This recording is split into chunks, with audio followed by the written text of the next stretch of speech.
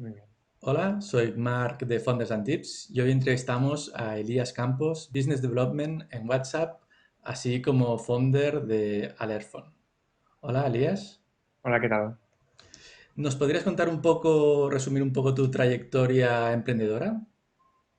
Bueno, estuve en WhatsApp, ahora ya no, desde hace ya casi más de un año ya no estoy en WhatsApp. Llevo un año explorando diferentes compañías, invirtiendo en algunas startups que conozco por aquí, Silicon Valley, que tengo la oportunidad de conocer. Es una fase muy interesante y nueva para mí que estoy descubriendo. Antes tuve la oportunidad de trabajar con el equipo de WhatsApp durante la fase antes de la adquisición por parte de Facebook y una temporada después de la adquisición, pre y post, y es una experiencia bastante interesante ver las dos, todo el proceso. Fue mucha suerte poder experimentarlo. Antes de eso tenía una compañía de mensajería basada en Barcelona, que la visión que teníamos, y justo también empezábamos cuando WhatsApp empezó, y la visión era muy similar, ¿no? Contar con la agenda de contactos de tu teléfono es la graph más importante de personas en tu vida, familia, colegas, eh, amigos, y son las personas más importantes en tu círculo de vida. Y por tanto, las que te quieres comunicar con ellas de manera asíncrona o síncrona serán estas personas. Y todas las herramientas de mensajería que desarrollamos giraba en torno a comunicarte de manera efectiva con las personas que más relevantes son en tu vida. Y desarrollamos una aplicación de mensajería para Android, iPhone, web, donde todo está sincronizado en la nube, ¿no? Y esto no me terminó de funcionar muy bien en Barcelona, me costó mucho levantar dinero, los 2 primeros años los financié yo, gracias a dinero que ganamos en otra compañía antes de eso.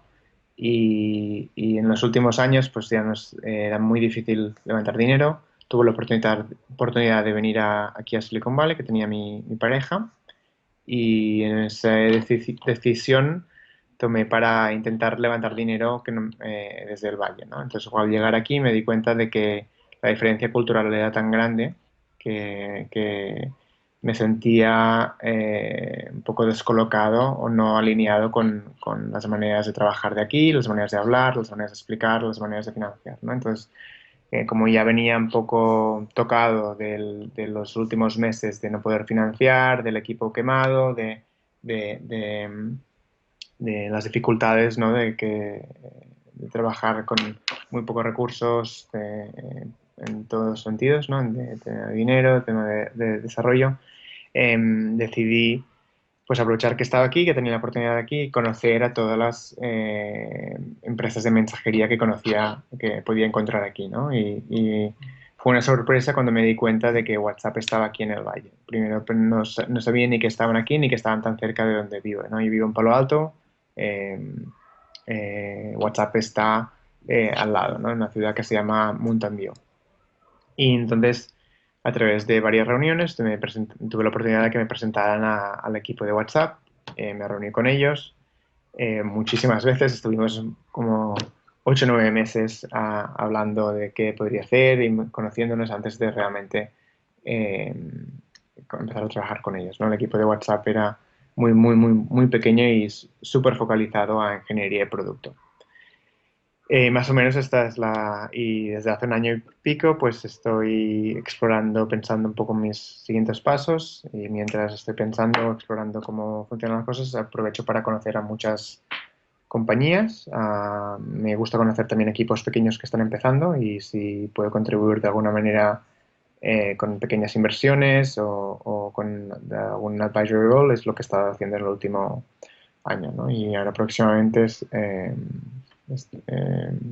voy a incorporarme a un equipo que he encontrado que me gusta mucho, para que están creando un servicio, un producto que me gusta mucho. Todavía no puedo explicar mucho porque si Ujú. acaso no termina cerrándose, Vale. pero pronto yo creo que sí que llegaremos a un acuerdo.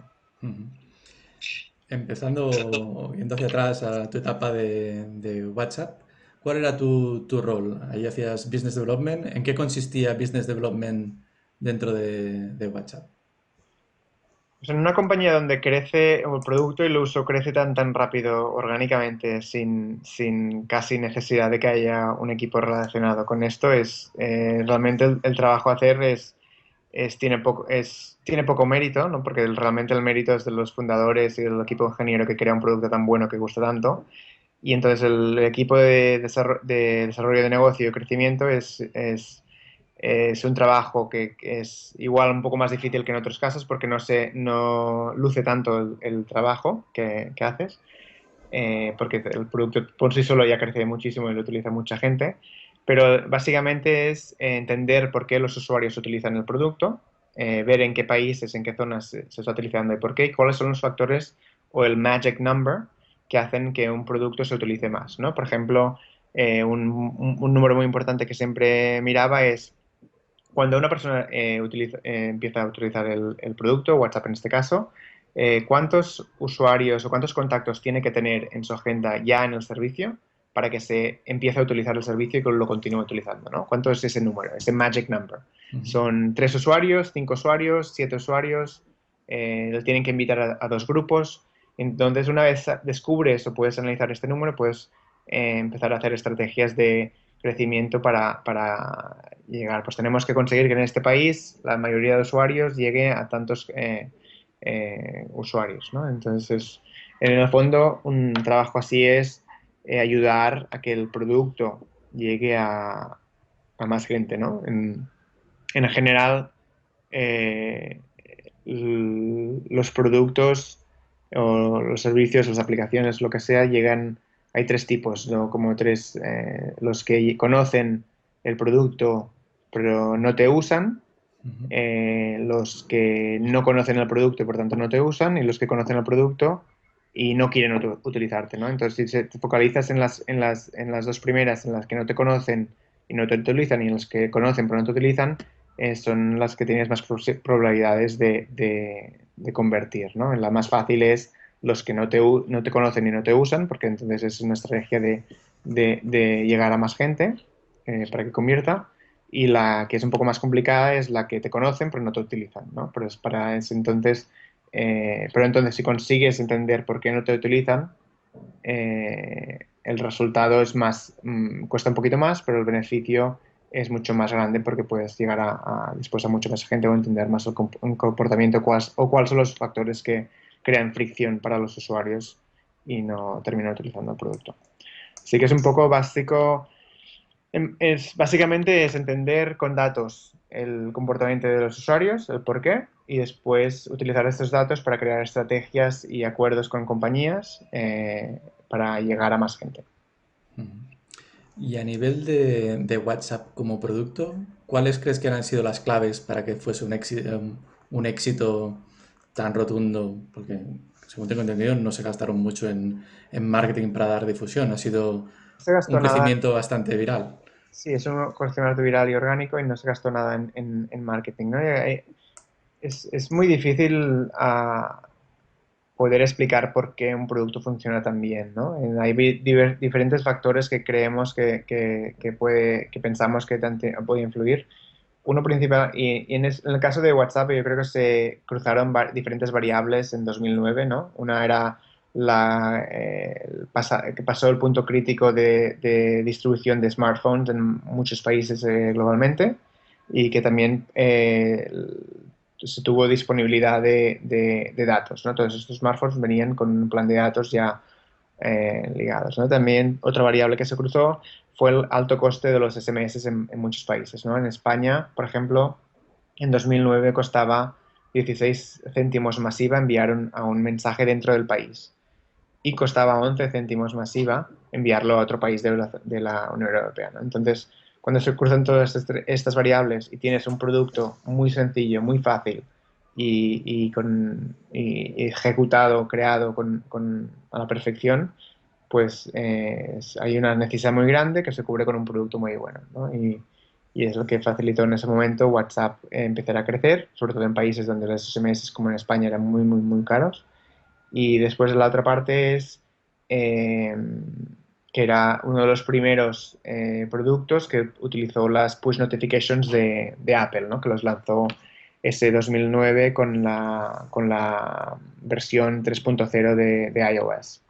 Y después también una parte muy importante que en todos los casos que he conocido de emprendedores con tanto éxito es la parte suerte. Es una parte muy importante de todos estos casos, ¿no?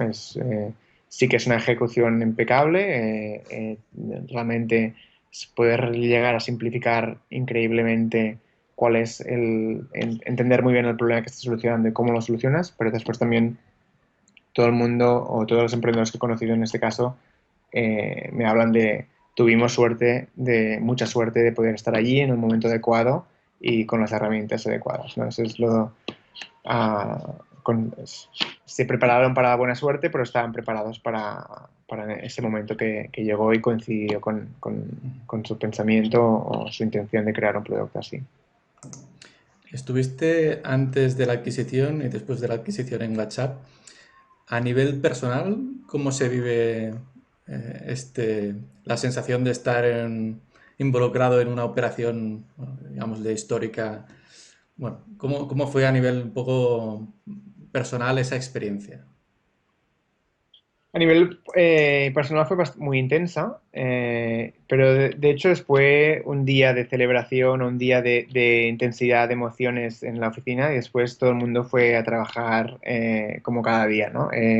Sí que hubo mix feelings, ¿no? A veces al principio como un poco de confusión, de, ostras, algunos ingenieros que trabajan en la compañía que habían pasado por varias adquisiciones ya, pues al principio tuvieron, sí, alegría, pero después también pensamientos de, hoy pensábamos que estábamos haciendo algo más grande que Facebook, ¿no? Por ejemplo, o más impactante que nosotros como compañía sola, ¿no? O sea que hay un poco de las dos cosas siempre en la mayoría de casos, ¿no? Pero la experiencia fue muy intensa, fue muy interesante poder participar en esta transacción, pero fue, de hecho, el día que se anunció, se negoció en pocos días, en 10 15 días se reunieron los dos fundadores y decidieron que tenía sentido para ellos de mantener esta relación con Facebook, ¿no? Para la compañía no se entendió tanto como una compra, sino como un partnership, ¿no? De que nosotros estamos haciendo algo que está alineado con tu visión de producto, de cómo va a evolucionar todo el tema, nosotros también. Nos gustamos, vamos a trabajar juntos, ¿no? Se entendió más como un partnership que no una adquisición. Y, y sí que tuvo implicaciones para todos los que estábamos allí, pero en el fondo fue una tarde de tensión, de emociones, de que se anunciaba, de que no, había ciertas normativas que no podíamos cruzar a nivel de que podíamos explicar, de que podíamos hacer, de restricción un poco de las cosas que podíamos hacer, pero a partir del día siguiente, la semana siguiente, era trabajar como cada día sin que hubiera nada nuevo, ¿no? La compañía seguía independiente, en su propio edificio, no relacionado con el campus de Facebook, todo es como hasta ahora. A nivel de Silicon Valley, tengo un poco la sensación de que Silicon Valley es el rey o la meca a nivel de software, a nivel de web, pero en cambio a nivel de apps, el sector está como más distribuido. Hay grandes compañías también en Europa. Bueno, me gustaría un poco tu visión del sector apps a nivel, si lo ves que Silicon Valley tiene un papel relevante, si lo ves como un tema más distribuido, ¿cómo lo ves?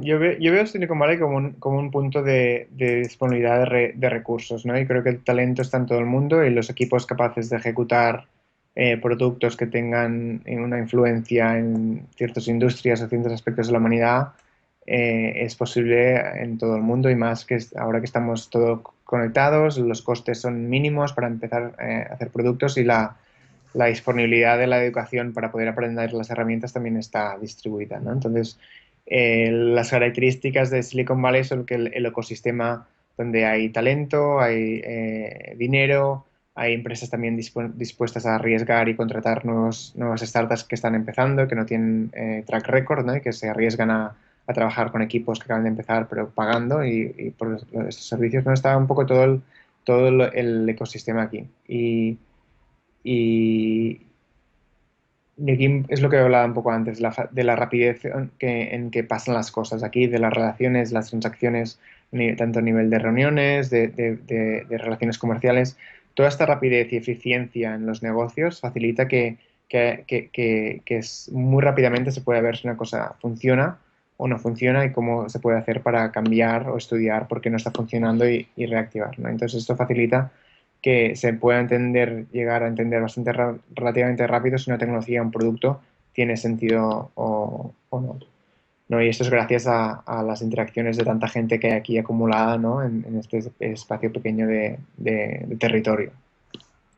Eh, pero después también al estar conectados con todo el mundo, también toda esta información o todas estas conclusiones también se comunican a nivel de conferencias, vídeos, artículos, que todo el mundo también puede acceder, ¿no? Entonces es como yo la ventaja principal que le veo es la disponibilidad de recursos y la facilidad de transaccional de hacer negocios aquí. Por otra parte, y veo a nivel de talento y desarrollo de apps, creo que puede estar tanto aquí como en otras diferentes partes del mundo. Y Silicon Valley es lo que siempre digo, se tiene que entender como un recurso disponible a todo el mundo y que todo el mundo tiene cabida aquí si tiene capacidad para ejecutar, para hablar el mismo idioma, para relacionarte de la misma manera y poder contribuir en las cosas que se están trabajando aquí, ¿no? Pero mirarlo como la meca o como algo divino es algo que creo que no ayuda a la hora de poder contribuir, ¿no? Con el talento que tenemos o que hay en todo el mundo, ¿no? Yo creo que equipos con mucho talento que pueden ejecutar rápido pueden utilizar Silicon Valley como los nativos de aquí y yo creo que cada vez lo veremos más, ¿no? Compañías que tienen sedes en Barcelona o en Madrid o en otros países o en cualquier otro país, tienen la mayoría del equipo talento allí y tienen un pequeño equipo en Silicon Valley para poder estar en contacto con estas relaciones o este flujo de talento, de dinero, de relaciones comerciales, ¿no? Porque es muy importante poder estar, cuando creas algo nuevo, poder venderlo rápidamente, no tan solo en usuarios, sino poder que hay compañías dispuestas a arriesgarse también y comprarte cosas que acabas de crear, ¿no? Entender el valor que puedes hacer y aunque no tengas experiencia previa o track record o puedas ya venderlos desde el principio, ¿no? A nivel de diferencias entre Silicon Valley y España, ¿cómo ves la manera? Hablas de la manera de trabajar que es diferente, las relaciones. ¿Cómo de diferente es vivir y trabajar aquí y cómo ha sido tu adaptación a este entorno? Entiendo que diferente. Es una cosa que sigo pensando mucho y todavía no creo que haya ninguna idea concreta o que pienses, es esto, ¿no? Son varias cosas que voy evolucionando y pensando y es algo que creo que no, igual no voy a terminar de llegar a nunca conclusiones firmes, ¿no? Pero las cosas que más me sorprende aquí es la rapidez con la que pasan las cosas, ¿no? La capacidad de cualquier proyecto, de cualquier trabajo, por pequeño que sea, poder discernir de lo importante y lo no importante y focalizarte en las dos o tres cosas que son claves y ejecutarlas rápidamente, ¿no? Sin preocuparte sin preocuparte de si es perfecto, si no es perfecto. Y después también la responsabilidad sobre cada uno que hay sobre tener lo que estás haciendo, tu responsable lo más rápido, ¿no? Y entender que cualquier problema, cualquier reto que haya cuando estás ejecutando depende solo de ti, ¿no? Y si hay una externalidad, pues depende de ti de cómo la solucionas o cómo la afrontas, ¿no? Sin dar las culpas a los otros, sin dar las culpas al sistema, sin dar las culpas. Si hay un problema o tienes un problema para ejecutar, te lo solucionas y lo solucionas lo más rápido posible. Eh, Esto es la capacidad que me sorprende más, la gran diferencia que veo con la relativa poca experiencia que tengo en estos últimos años es esta, la capacidad de ejecución y el valor que se da al tiempo de las personas y la rapidez, sobre todo la rapidez y eficiencia de los equipos de aquí. Y a nivel bueno, has emprendido en España, has estado en WhatsApp, ahora estás en contacto con varios proyectos o startups que están empezando. ¿Qué claves o qué detectas que es clave para que una empresa tenga un recorrido, un cierto éxito? ¿Cuáles crees que son las pautas o necesarias para que un equipo saque adelante una startup? Ahí yo creo que hay muchísimas cosas, ¿no? Y pues podemos hablar de varias. Alguna al menos. Sí que las que primero se me vienen a la cabeza es sobre todo el talento del equipo, ¿no? La experiencia del equipo a nivel de la tecnología o del proyecto que se esté trabajando. Después la importancia de la capacidad para entender el problema que se está solucionando, cómo de grande es este problema y la capacidad de simplificar al máximo la solución a este problema, ¿no? Y llegar a entender qué es las dos o tres cosas que hacen que se solucione el problema tan grande que estamos solucionando, ¿no? Y si es un problema muy grande que afecta a mucha gente, o, tienes más posibilidades de que crees un producto que beneficie a estas personas y por tanto puedan pagar o gastarse dinero en este producto. Y después, igual de importante es la capacidad de simplificar la solución, ¿no? Cómo de rápida es la solución, cómo de fácil es y cómo de simple es, ¿no? De fácil de entender, que la pueda entender el máximo de gente que tiene este problema. Y estos factores yo creo que son... y después la capacidad de ejecución, ¿no? Cómo de rápido puedes llegar a esta solución o al menos una mínima versión para que puedas probarlo con los primeros candidatos que tengan este problema, ¿no? Es una combinación de talento, capacidad de simplificación y capacidad de ejecución. Yo creo que estas son las, las cosas que normalmente miro en los emprendedores. Y a nivel de captación, que es una de las cosas que cada vez cuesta más, ¿algún consejo que darías a nivel de conseguir tracción para las startups, especialmente apps? Mm. A nivel de tracción, es difícil de explicar sin saber el contexto de la compañía, ¿no? Pero y cada compañía es diferente, será diferente y es muy difícil justificar, oh, mira, WhatsApp hizo esto, tenemos que hacer esto y seguro que no es funcionar, otra compañía, ¿no? Porque cada compañía va a ser diferente, es un momento en la historia diferente, un momento en equipos diferentes, en la tecnología diferente, ¿no? Entonces, es también relacionado en entender muy bien a qué clientes vas, a qué usuarios vas, ¿no? ¿Dónde están esos usuarios y cómo se comunican, ¿no? Si, los usuarios a los que vas pues se reúnen, van a conferencias de medicina en estos sitios, pues tienen los primeros 1.000, 2.000 clientes que tienen los usuarios los tienes que encontrar allí, ¿no? Y ver con estos primeros 2.000 usuarios si realmente continúan utilizando el producto, porque si una de las primeras cosas que tenemos que evaluar es si la gente se queda utilizando el producto, ¿no? Porque si la gente que le comunicas a la que llegas el producto después no utiliza el producto y no se queda utilizándolo, no tiene sentido hacer más esfuerzo de crecimiento, porque a lo más que los consigas crecer y a captar clientes, usuarios, no se van a quedar, ¿no? Entonces, hasta que no entiendes muy bien por qué se quedan los usuarios, por qué lo utilizan y por qué no, tienes que ir muy poco a poco, ¿no? Pues primero los 100 primeros, los 2.000 primeros, ¿no? Pues con 2.000 hemos conseguido que el 50% continúe utilizando el producto en un mes, ¿no? Pues igual ya hemos conseguido algo que hacemos bien, ¿no? Pues vamos a intentar conseguir los 10.000 más. ¿Cómo lo hacemos? Pues con una campaña de marketing aquí, con una campaña saliendo en la radio aquí, saliendo en este concierto y repartiendo flyers, no lo sé, ¿no? Cada producto, cada servicio tiene su propia estrategia que va alineada un poco con el problema y el producto que estás solucionando. Pero es siempre una combinación de estudiar cuántos usuarios se quedan, cuántos usuarios lo utilizan, por qué, y una vez tengas la retención satisfactoria, pues hacer el siguiente paso y escalar un poquito más. Y es siempre escalando, ¿no? Es divertido ver que esto parece, oh, pues cuando acabamos de empezar no tenemos ni 10.000 usuarios, ¿no? Pero estos, un poco, estos ejercicios son los mismos para cuando tienes este tipo de usuarios hasta que tienes millones de usuarios, ¿no? Lo único que cuando tienes millones de usuarios cada vez es más difícil encontrar acciones que realmente muevan significativamente los números, ¿no? Al salir en una televisión o un anuncio, cuando eres pequeño tiene un impacto, igual triplicas la base de usuarios, ¿no? Cuando tienes millones de usuarios, pues igual ni se nota, ¿no? Ujú. Vale.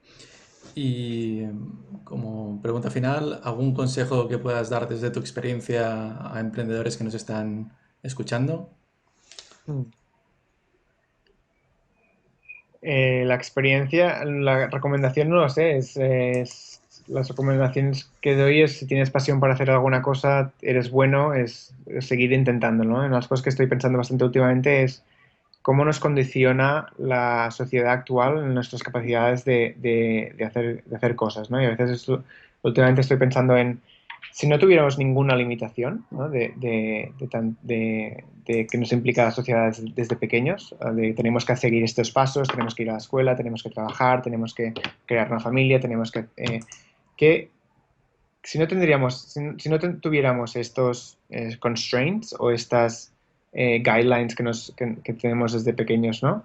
¿Qué haríamos, ¿no? ¿Qué podríamos hacer? ¿Qué nos haría felices, ¿no? Porque estamos llegando en un mundo donde hay tanta disponibilidad de información, de formación, de poder hacer cosas, que estamos llegando a poder tomar estas decisiones o estas ideas, ¿no? Y en mis ejercicios de tener estos pensamientos me doy cuenta de que no estamos preparados para poder pensar qué haríamos si no tuviéramos estos encajonamientos desde pequeños de cuál tiene que ser nuestro estilo de vida o nuestra línea de vida de formación y ejecución y trabajo, ¿no? Y entonces mi recomendación es evaluar estos pensamientos, evaluar qué nos hace felices, qué nos hace sentir llenos y contribuir, ¿no? A lo que estamos haciendo entre todos y pensar cuáles son las cosas que eres bueno y empezar la compañía. Después, no todo el mundo tiene que empezar una compañía, ¿no? Yo creo que es muy importante no tanto empezar, sino qué contribución haces en el mundo. Y esto puede ser empezando una compañía, uniéndote a una compañía, que es una parte muy importante. Y creo que al empezar, yo creo que es incluso mejor intentar unirte en una compañía que acaba de empezar, pequeña, con un equipo de dirección con mucha experiencia que puedas aprender muchísimo más rápido que empezando algo por ti solo, ¿no? Es una de las cosas que pienso que sí cambiaría alguna cosa, no cambiaría muchas cosas de las cosas que he hecho, pero una de las cosas que sí que igual cambiaría es, en vez de empezar intentando yo solo algo, intentar localizar alguna compañía pequeña con un equipo inspirador al principio, de unirme en sus primeros años y aprender de este equipo para después poder estar mejor preparado para empezar algo yo después. Ujú. Pues Elías, muchísimas gracias y bueno, esperemos noticias de a ver cuál es tu próximo proyecto o reto que te llena en el día a día. Igualmente, muchas gracias. Muy bien.